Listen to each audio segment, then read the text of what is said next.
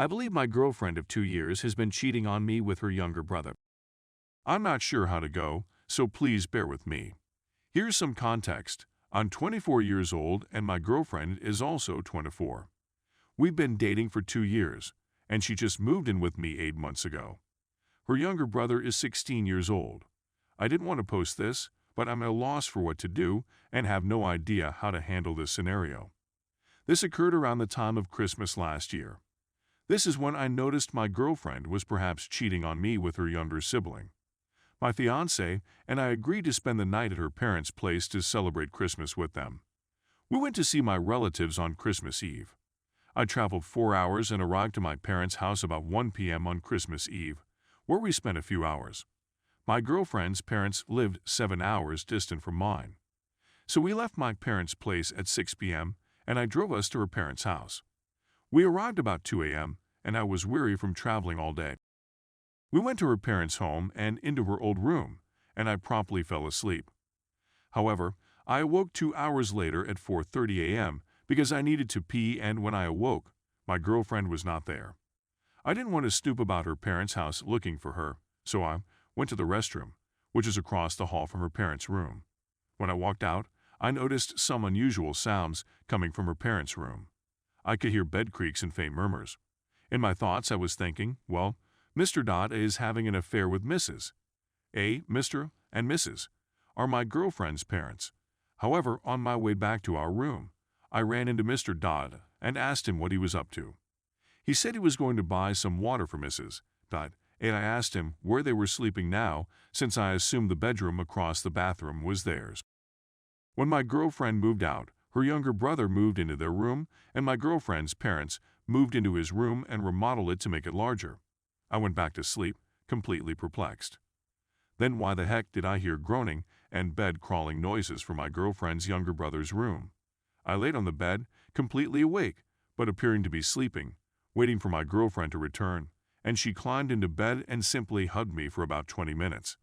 I was asleep with my back to her. I didn't want to accept my girlfriend was doing anything with her younger brother that morning.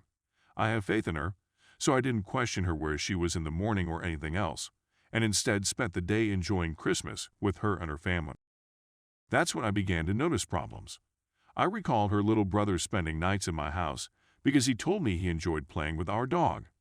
Every weekend, my girlfriend would pick him up and have him over.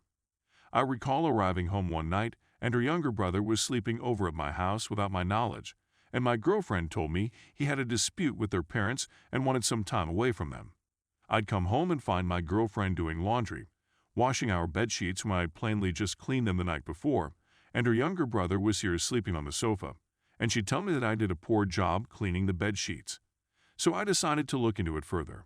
I pay mine and my girlfriend's phone bills, and I decided to look into the text messages she sent on her end.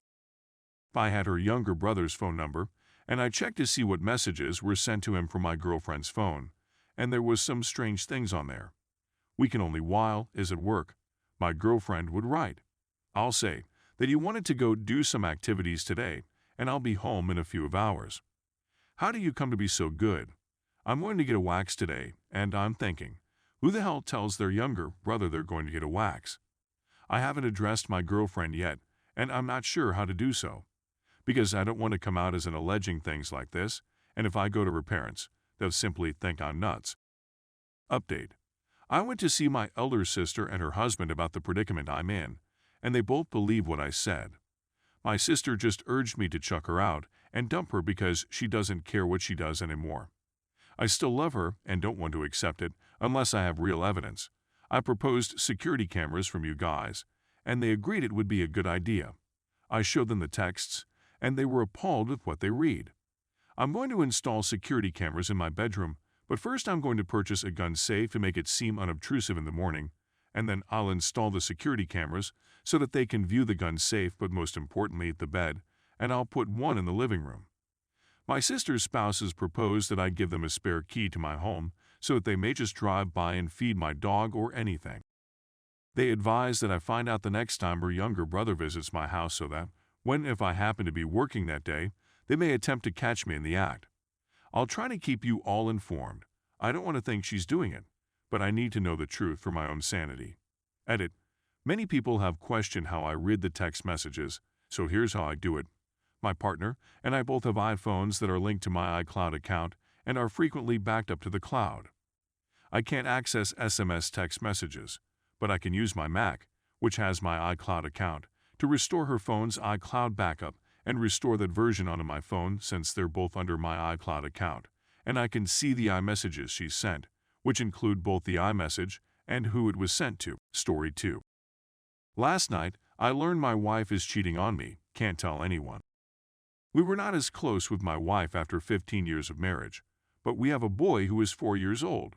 We are both very wonderful parents, and we are a very happy family in general. I was feeling low and had an odd sensation that my wife was seeing someone the previous several days since she seemed distant to me. I was attempting to persuade myself differently, telling myself it was a foolish sensation. I went out with some high school buddies yesterday and got home at midnight. As I walked inside the house, I checked the baby cam and saw my wife getting ready for bed. I walked to my bedroom to change clothes about 10 seconds later, and my wife pretended to be sleeping. I kissed my kid and headed downstairs, and as I was leaving the room, I checked the baby cam and saw my wife typing on her phone. I understood what was going on at the time, but I merely waited for her to go to sleep before checking her phone. I was reading my wife's conversation with a man at work about how they couldn't resist one another and how they wanted to. The strange thing is that when our baby was born, my wife's libido dropped, or so I believed, and I was made to feel like a jerk for wanting more. Apparently she didn't have a low libido since she was taunting him. To cut a long tale short, I woke her up and confronted her. She couldn't even deny it was the first time they met, and they simply began speaking with nothing psychical happening. We shouted talk till early, and since I couldn't sleep, I laid down beside my kid and read the texts.